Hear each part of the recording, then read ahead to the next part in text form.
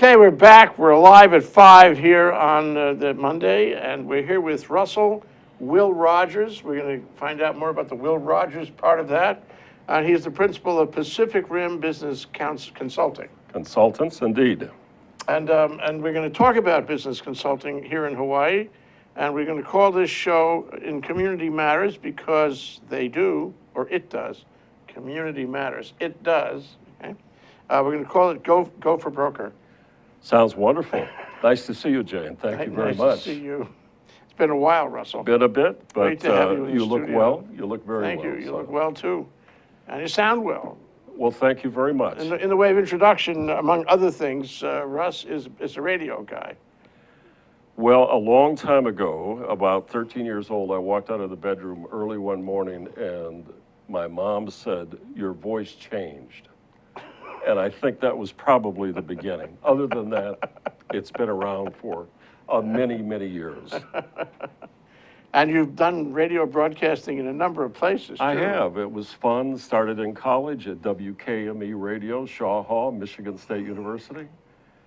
Back when we had a great football team and a fullback called Bob Apisa, went to Farrington High School. Ooh. Dick Kinney, the first barefooted kicker Oh, wow. In all of collegedom, if you will. But those were great football days, so enjoyed it a great deal. And you and I talked about, what was it, in the Banyan Tree Plaza? It was Hawaii Calls. Yes, Hawaii Calls indeed.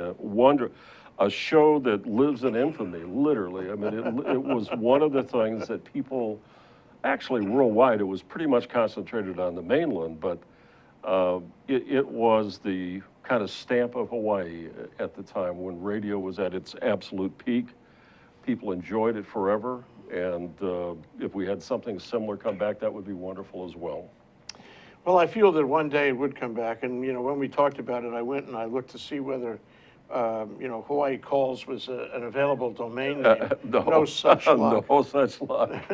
And that was the one with the brand. I mean, I would say that no radio show has affected a single place, the way Hawaii Calls affected without Hawaii. a doubt. I mean, Abbott and Costello did it with humor, and Hawaii Calls would have done it with Hawaii, and offering the cultural side of the islands in just a really pleasant way that people thoroughly enjoyed. Hapahali music. Yeah, everything was modern at the time. The soldiers from World War II had come home, and they didn't really want to leave that mentally behind, so they would tune in. It was just a really, really nice format. Sure, and and Hawaii gives that sort of gift. The aloha spirit traditionally has been a gift that you give after somebody leaves Hawaii. I speak about that literally all the time on my radio show because Hawaii is one of those very special places from a business standpoint where our unofficial ambassadors are the people who service in the restaurants. They have no idea whether it's the former ambassador of wherever. They're there doing their job day in and day out. And they really are responsible for pushing that out there. And I've had the privilege of my life of traveling to maybe 45 countries in the world, Argentina, all over South America, so on and so forth. But the boil down is they all know Hawaii, and they all understand that it's a special place for its aloha spirit. We've got to keep that. Got to keep that. A good buddy of mine, until he died, was a fellow named Rick Davis. Davis was actually he'd been a stockbroker. Oh, but one day he decided he wanted to trade on the aloha spirit, so he created a magazine called Aloha, the magazine of Aloha, and where he made his money, and he made some money on that, was that the tourists would come. And he would, somehow have them sign up. And when they went back to Minnesota, let's focus on Minnesota here, and it was freezing cold, right? They would love to get a glossy magazine with all these pictures of the beach and the surf and sand, and he sold them by the hotcakes. Well, look at Hawaii 5.0 modern day. In a sense, it's still trading on that memory thing that we all have for the islands. Once you've been here, you visit, you really mentally never leave. So it's a wonderful time to come back, visit the show for an hour, see the scenes and say, oh, I remember Kalakala Avenue, Yeah. or I remember Diamond Head. Yeah, even or- though they always get the streets wrong. You know, you see the car chase and Yes, and it's a sort of gap 20 miles Yeah. later, you know, 1 second and 20 miles. Exactly. Well, you know, movies are wonderful things, and shooting them, production people are some of the most talented in the world. So you are doing a radio show right now. Yeah, we do it every Saturday on K108 AM. It's called the Hawaii Small Business Marketplace. We like to say we are the heart and soul of small business in Hawaii, and we encourage people to call us, interact with us. We try to talk about the issues of the day here. We like all business, of course, but we like to focus on small business. And I mean small business. We have about 80,000 business licenses here on the island of Oahu. Many real estate people make up a lot of that count, but we have roughly 15% of our employment, as an example, is the restaurant business. That's a lot of folks. But these businesses are not massive in size. They're not Dillingham, they're not Young Brothers, they're not, you know, they may be 3, 4, 5, 6, 10 people, but they are very, very important to the Hawaiian economy. Absolutely, the mom and pops. And no question about it. Just And like we need to sell the Hawaii brand overseas, we also need to keep our mom and pops. Absolutely, they're an integral part of our daily routine, and they have that special presence of serving both our number one industry, the tourist, but also to smile when they deliver some local service.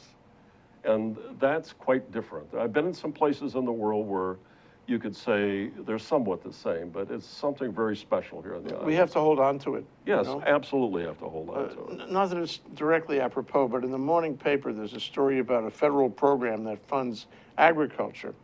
And the stats were there are 7,000 farms in the state. The average farmer is something, I think it was 60 years old. This is All right, and probably this is about really 5 scary. acres in size. That's about the size Right, of that the, was very the paper. small. It's very small.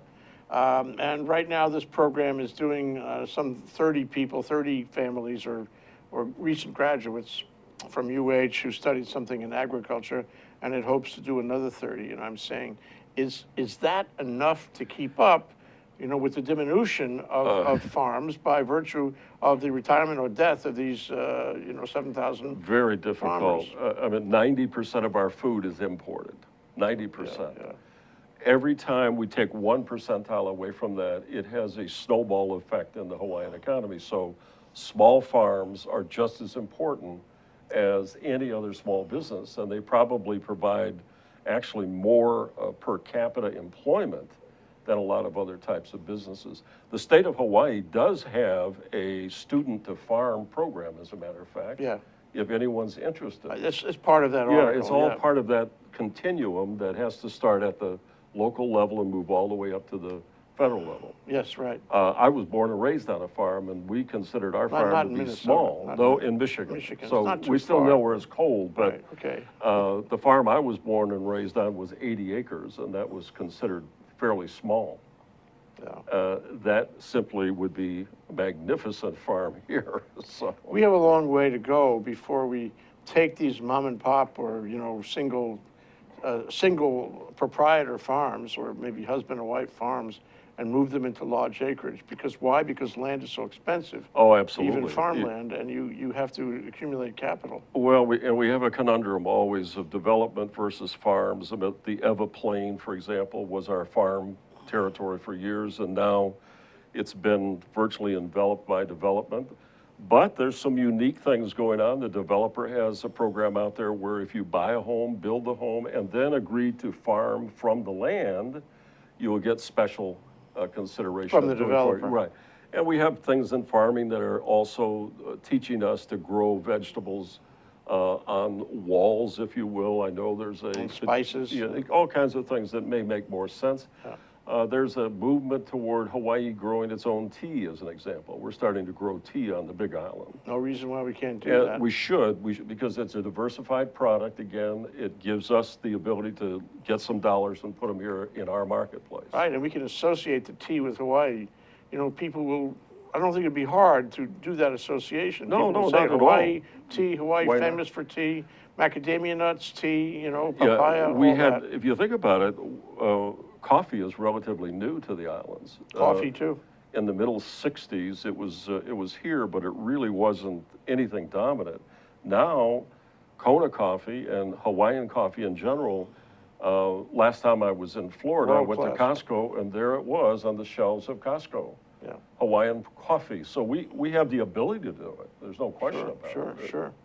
Kealakekua, famous for that. Kona coffee. Kona coffee, absolutely. So now you seem to know a lot about small farms. Is that because small farms are part of your book of business? Well, I would love them to be. I would welcome the sale of a farm, just as I would welcome the sale of a restaurant or a small manufacturer or a body shop or anything else. Well, let's take a moment and, yeah. and find out what Pacific Rim Business Consulting does and what a business broker is. Go for broker, you know. Okay, thank you. You know, tell you the truth, in the way of background, you know, there are too few business brokers in the state of Hawaii. I know this because I practiced law for 40 years You here. did indeed. And yeah. our mission was always to try to find a business broker who would help, you know, people Mm-hmm. locate the other side of the transaction. It was very hard to do because it's hard work. Let me add that. So tell us what, at least you see, a business broker doing. Will do. Well, we generally work in three areas. One is the sale of a business. The second is valuing that business. And the third is consulting with the business owner slash LLC slash LLP or whatever it might be to position themselves for the eventual sale of the business, because it's a little different than selling your home. Although you think long and hard about it, once you make a decision to sell your home, it's really not that much of a push to get it ready and go on the market with it. On the other hand, if you don't properly prepare a small business to go on the market, you're going to drive yourself crazy. And as a business broker, our job is to take the communication channel and open them up between the buyer and the seller in such a way that they both feel like they're not cannibalized. Unfortunately, business brokers in some cases have had circumstances where, well, all they care about is selling the business. They don't care about the buyer. It just doesn't work that way in business, in my opinion. You don't want it to fall apart the day after the closing. No. I would love to sell every business to every buyer, but it simply doesn't work that way. And many times, buyers have motivation that is triggered by a personal need of some kind. I just lost my job. And they're asking themselves, do I want to go back into the corporate world, or do I want to do what I really wanted to do when I was X years old? Well, a footnote to that is that in our time, and in Hawaii, maybe we're not leaders in this, but we do have it, you can have a life with multiple chapters. Indeed, yes, You well know, said. it's not, I like that. It's not just, you know, cradle to grave, one job, which is what it was for a long time. Oh, indeed. But now people have the freedom, you know, both financially and, you know, in terms of their own way of looking at things, they have the freedom to see, to envision another a chapter in their life. And the business, the kind of business they always wanted to have, is conceivably that chapter. I hear this a lot. It's a lot more than I would have, let's say, 20 years Sure. ago. I was born and raised after the farm, lived in Flint, Michigan, which was General Motors town. I went to high school where virtually everyone who graduated went to work for General Motors, saying, I have nothing else to worry about. All I need to do is spend my 20 years and I'm out. Well, you know what those folks are doing today? Many of them still looking for a job. Yeah. So ultimately, to prepare yourself to go through multiple careers is pretty darn good thinking, frankly. We recently had a guest who talked about that, who talked about the the rug being pulled out from under all these auto workers Right. in that area where, you know, they didn't see it coming. And all of a sudden, the security that they thought they had at day Gone. one, lifelong wiped security, away. wiped away. Wiped away. And just like those workers, you know, we're going to be wiped away for about a minute here, actually, Russ. Okay. We're going to take a short break. Russell Will Rodgers, we didn't get to the Will part We'll get yet. to the Will part, okay. Pacific Rim Business Consulting, here on Community Matters, because it does. Go for broker. So, brokering small businesses in Hawaii. You'll see, we'll be back right after this wipe away. Yeah. Hi, My name is Seymour Kazimirski. I have a show called Seymour's World on Think Tech Hawaii. Our show is about opening minds and facilitating conversations. To tell you the truth, I have no idea what we're going to be talking about. I have no idea who our guests are going to be, but I guarantee you we're going to have lots and lots of fun. Aloha from Seymour's World. Ted Ralston, folks, host of our show at Think Tech Hawaii called Where the Road Leads, where we talk about technology influencing the future of Hawaii. Technology, of course, is the art of solving problems. We always bring in interesting and informed guests who can see from different perspectives and different points of view how that future might unfold and how technology can assist us in getting there. So once again, join us 4 o'clock to 5 o'clock on Fridays. Ted Ralston, your host. And please, if you have ideas that you'd like us to address on this show or folks who you think should be on it, let us know. Okay, we're back. We're live. I'm Jay Fidel. This is Russell Will Rodgers, Pacific Rim Business Consulting, Gopher Broker, here in the community of Community Matters. And before we go too much further, what's with the Will Rodgers, Russ? Well, it's real. Now, this is an interesting sidebar. My middle name was Willis. The short form is Will. And when you are in our business for the long haul, you like to have a name that's well recognized. So I just captured my middle name, shortened it to Will, which was appropriate, left the last name alone. And so a lot of folks know me as Will Rodgers. And that's quite all right. I'll answer to both. My mom said that my center name, if you will, or middle name, is one grandfather. My first name is my other grandfather. So that's how it all came about. Now, if you want to tell, any jokes here today or spin some rope, as I remember he spun rope while he did that. Well, he was a great humorist. Feel free. One day I'm at Oklahoma. You can see his museum yet to this day. He seemed to have the ability to capture the political thoughts of the day and turn it into humor without getting anybody real upset, and that was to his credit. Well, this is not too far from Webley Edwards in the Moana Hotel. Yeah, exactly. Webley Edwards, you've got that was the guy who made it happen on Hawaii Calls for sure. Absolutely. Okay. Anyway, you spoke about the 3 elements of being a gopher broker, and one of them was sale. Another one is valuation. Another one was consulting, and I'm really happy you broke it down that way because that's a great track for our discussion. It's most things that get simplified are going to develop themselves quicker than trying to be too intricate about it. But the sale is simply that. We provide a way for the owner of the business, and that can be a law firm, that can be any we don't care. It really doesn't matter what type of businesses. We provide a format where we can sit down and discuss how to prepare themselves. If they're ready to go, we then will take the features, advantages, and benefits of that business and present them to the worldwide market. Now, you spoke earlier about the need to clean things up at some point. And you mentioned, I certainly agree, that if you as a seller don't clean them up, you're going to suffer.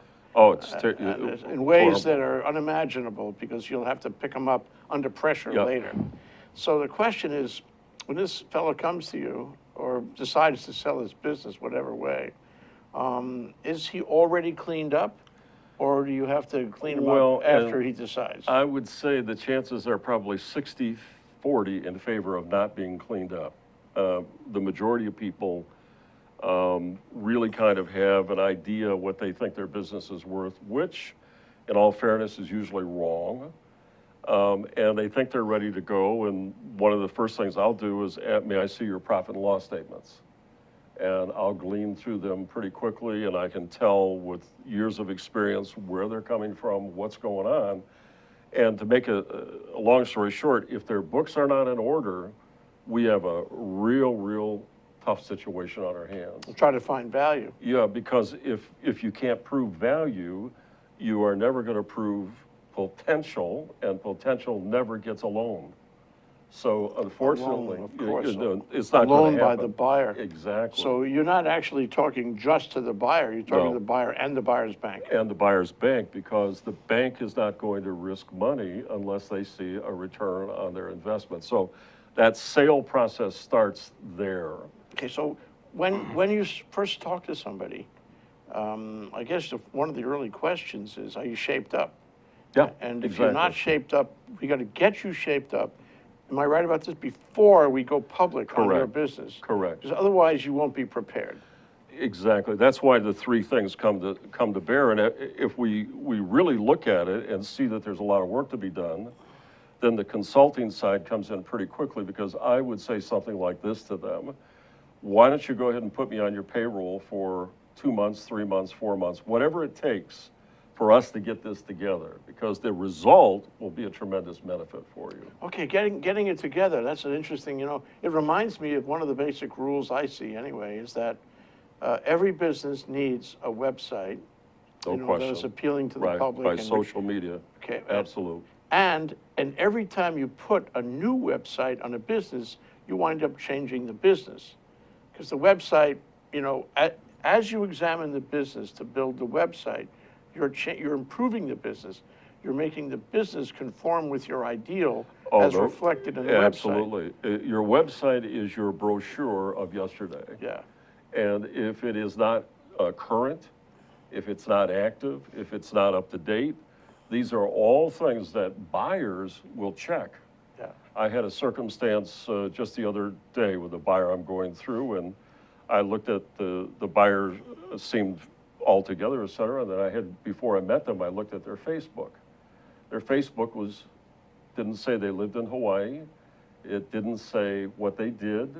It simply was old.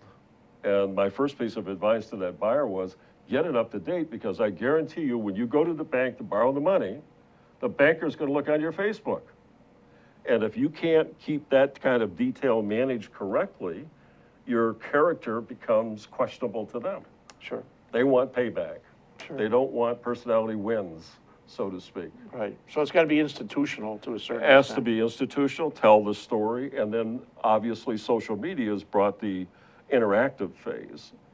How can you get that website to interact with a potential customer? We get so little, we don't have this problem in Hawaii so much, but I think it's like 1.5 seconds the human mind is capable of looking at a billboard.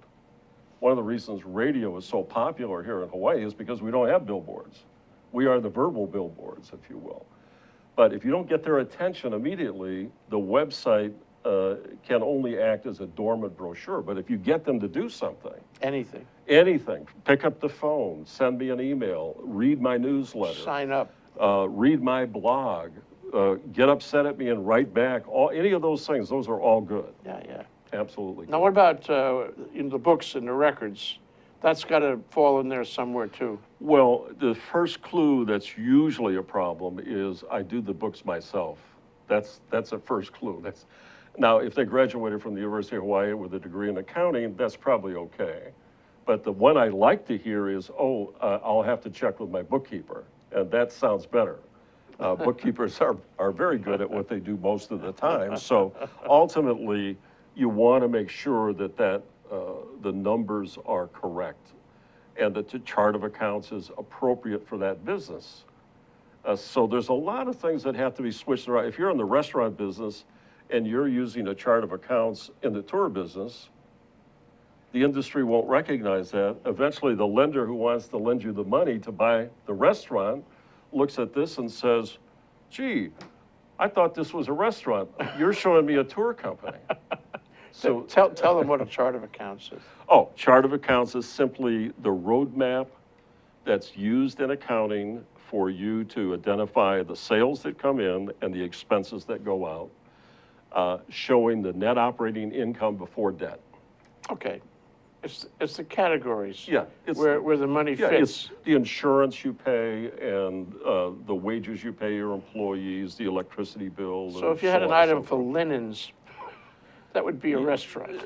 Quite likely. Might be hospitality, might be a hotel. Okay, That, yeah, I mean, true, that would yeah, be, yeah. but they do have slightly different charts of accounts because And you can make your own. you can make make, your- you can, but the guys with the money won't like that. They like to see it channeled correctly. Right. Why? Because they're going to measure your business against every other business in its Want category. to feel comfortable, something exactly. they've seen before. So it's almost like putting a Frenchman and an Englishman that neither can speak either language beside each other. They might become friends, but they're probably not going to be very productive. You got to get them speaking the right language. But what about a business? You talk about restaurants. I mean, it's a good place to start about restaurants. You know, I don't want to tell you anything you don't know, but there are I learn some something new every day. restaurants keep two sets of books. Well, One is for the Internal Revenue yeah. Service of our great nation, and the other is not. It's one of those problems a business broker runs into all of the time. All I can say to the folks out there is, don't do that. Pay your taxes. Make sure that you are reporting the business fairly, because when you ask a business broker or any professional, your attorney, your accountant, and so forth, to come in, if you are taking money out of the business and not reporting it, you're asking all of them to be complicit with you. And you can't do that. So my advice is, when someone comes and says, well, I've been doing this, I want to sell my business, it may take a year or two before they work themselves out of that and eventually say, here is the true picture of the business. So sometimes you're going to say to them, nice idea to sell your business, but really we have to straighten it all out. It's going to take a little while. Absolutely. Before we go public on this, Right. because right now you have so many issues. Right, That right. it is. And valuation, the second one, it comes in this way. For example, many small business people have done a wonderful job all their career, but they and they alone have run the business. There's nobody to replace them. That type of business is actually less valuable and less saleable than a business that's been managed its way out of the original founder. Yeah, sure. That's very important.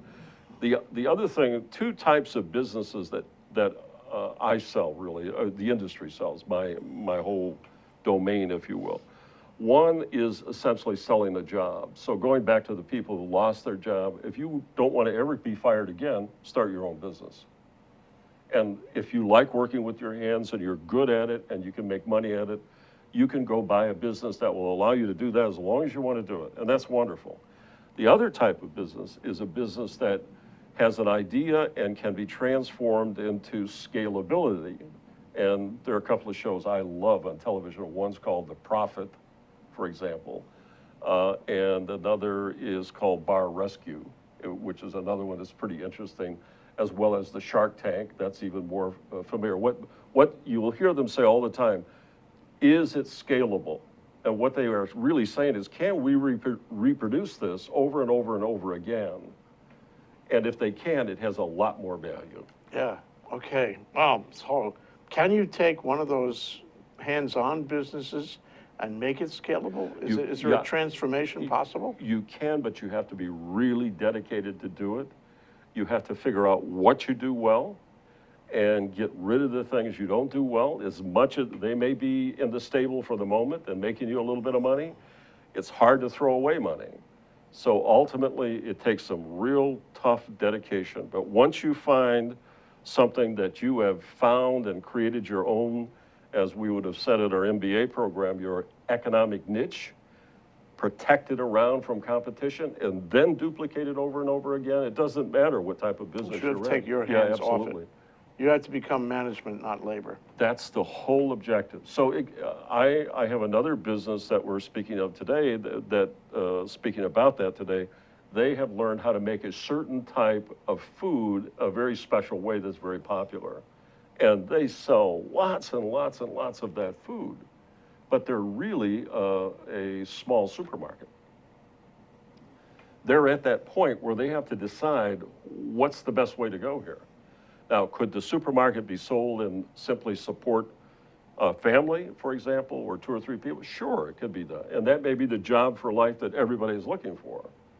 And most of them are like that, actually. And that's okay. That's absolutely okay. But the other entrepreneur will be looking and saying, aha, I see what's so significant about that single piece of food, and I'm going to scale it. I'm going to scale it. I'm going to take But it out. what you've told me, though, is that a lot of what you do is consulting.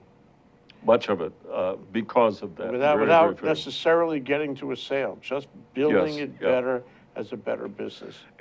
Sometimes you have to look at it this way, that you have to enjoy what you do here, because no one, including me or anybody else who gets motivated every morning, likes to be told you're not doing something correctly. So being a diplomat's fairly important, but doing it respectfully, because people try, they really work hard. Small business people are among the hardest working people out there, without a doubt. We're going to take a short break. That's Russell Will Rodgers, and we now know about the will part. Pacific Rim Business Consulting here in Community Matters. Go for broker, brokering small business in Hawaii. We'll be right back. Aloha, my name is Paul Jackson, better known as PJ, and my local interest is in sports. I have my own sports radio show at KWAI AM 1080 that you can stream live. I also have my own website, pjsportsradio.com. We have live guests in studio, and we talk about discussions and topics that everyone wants to know locally here on the islands. We cover everything from surfing to basketball to whatever's going on locally, sports-wise. We try to do our best and cover the topics in depth as much as we can. Once again, thank you for joining PJ here on Hawaii Sports Update. Mahalo. Hi, aloha. My name is Chris Leatham, and I host a show called The Economy and You.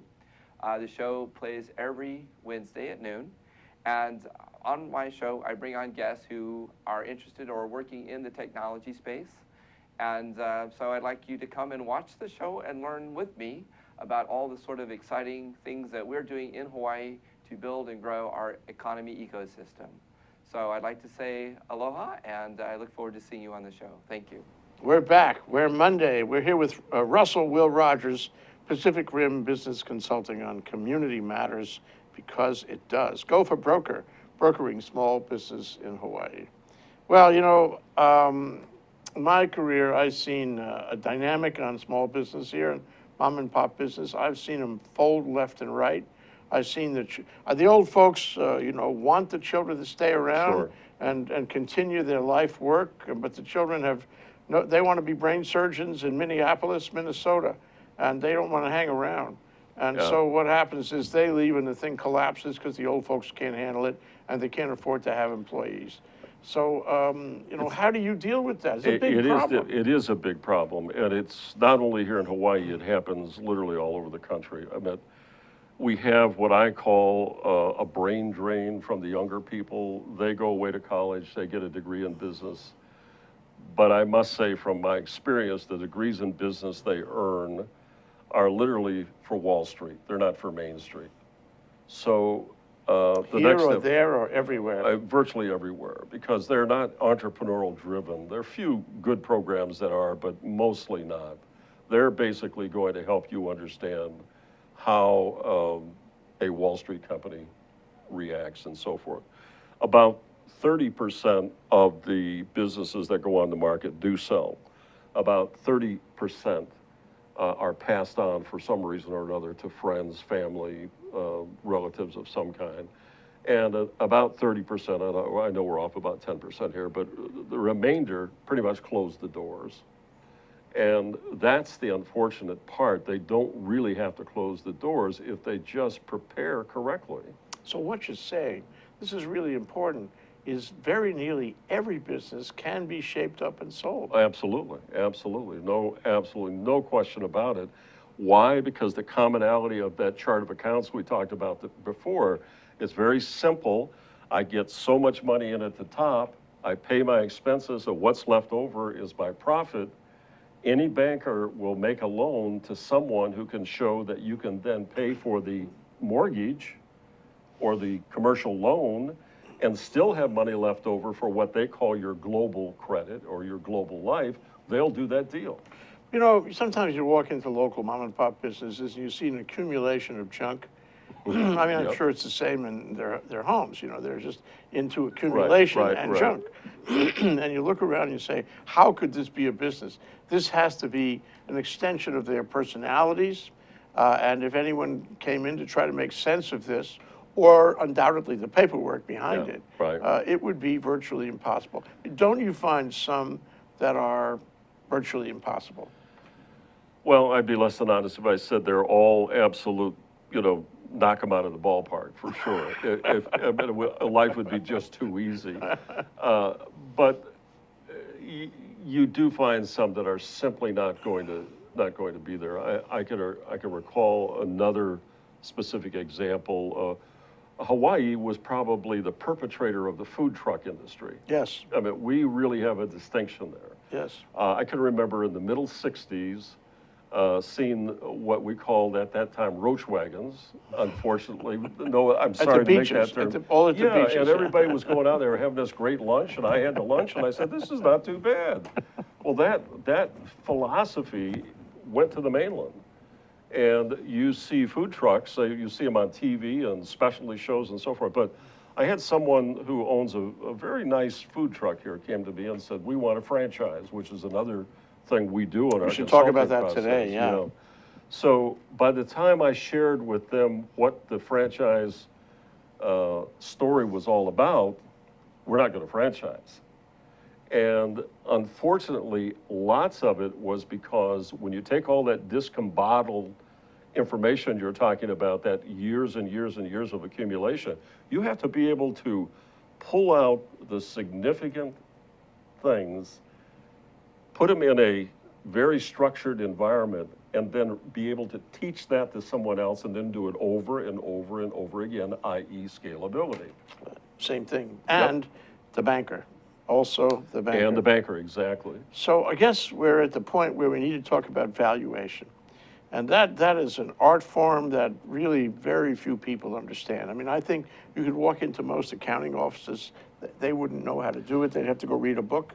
The lawyer is the same. You have to, it's almost like a gestalt feeling. It's black magic. And you know, you can read the book and not really know what the multiples should be. So how do you reach a multiple, Russ? And what is it a multiple of? Okay, well, a multiple is only a third of the story. Oh, okay, all right, fair. That one is, multiples are important. What I but- mean by multiple is you take a certain number in the income of the business And you multiply multiply it it by exactly, a factor, and the yeah. factor is different in Right. different businesses, and you get at least a hypothetical sales price. Right. Well, in Wall Street speak, that would be called determining the EBITDA. And It stands for, let's say EBITDA before tax and debt. okay, Okay, earnings before tax and earnings debt. before tax and debt. So you have, the multiple is a quick look. Let's put it that way. It's worth looking through that window to see where you're at. But ultimately, very much like real estate, the three values are established by A, what it earns, B, what another similar business sold for, and C, how much it would cost to replace that business. That's the same formula you use on a house. It's just a lot more technical. And ultimately, the person where it gets real iffy is the person who makes that final judgment. And in some cases, you can provide, in our company, we provide properly trained people to do this. They will come back to the point and say, this business is worth $752,510. And they will be as good as you can get out there.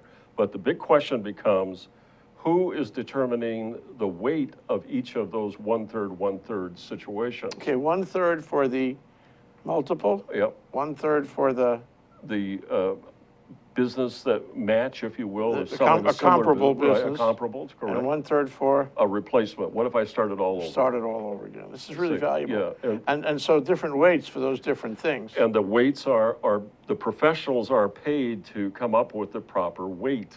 Now, obviously, if you own an unlicensed bed and breakfast in Kailua, that's probably one I couldn't sell.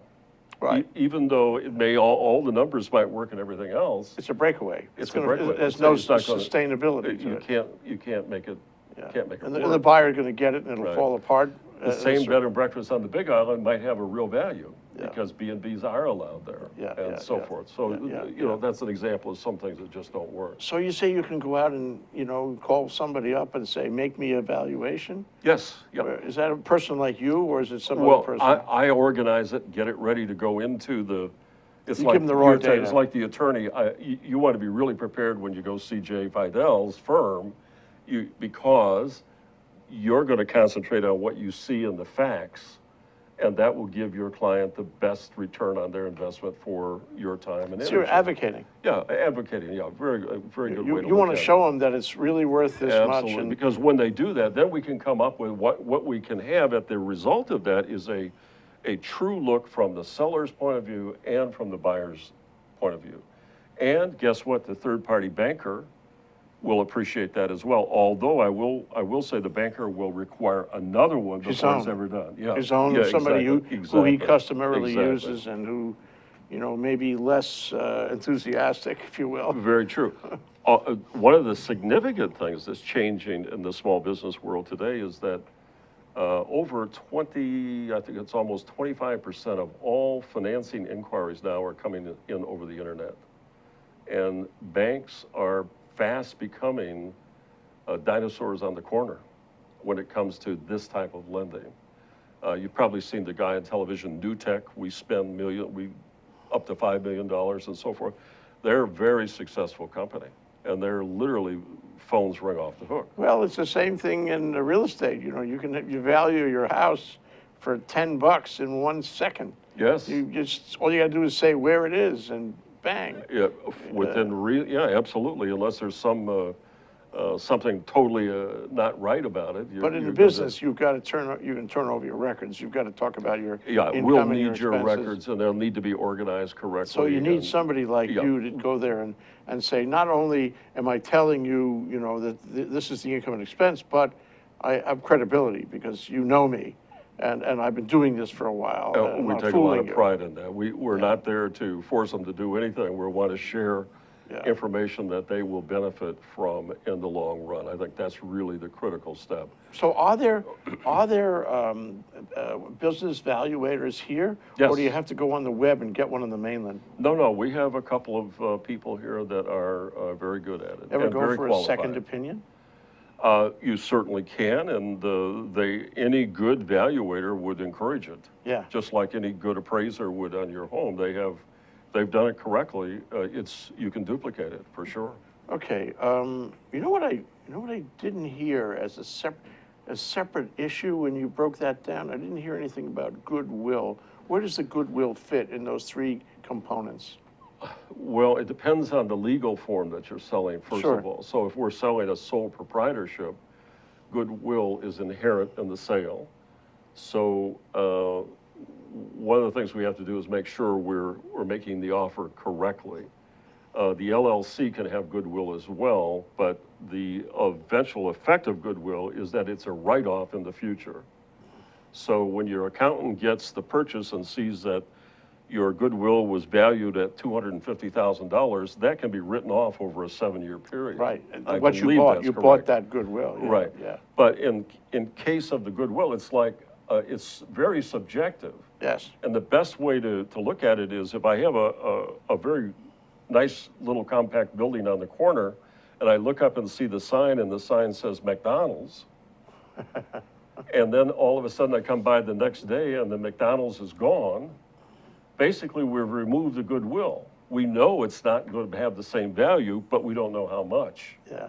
So inherently it's very difficult to do, but it is becoming more and more practical to do it because branding is where the marketing people want you to go.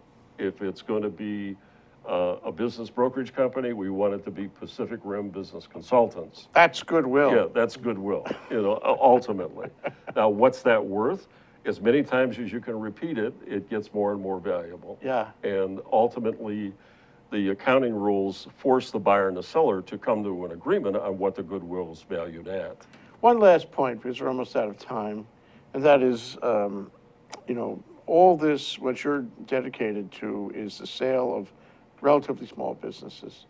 And I'd just like you to tell me what you think about the connection, the place of small businesses and these transactions in the landscape of the economy of our Yeah. state. How important are they in the face, for example, of big box stores coming in, offering lower prices, having more employees, greater revenue, and so forth? How important are mom and pops? Well, my personal philosophy, and I think I'm correct about this, I really don't care about the the size of the store, it's the size of the idea producer, because for every champion and winner, there are a whole bunch more out there that are capable if they just apply themselves. We deal in businesses roughly $100,000 to $10 million.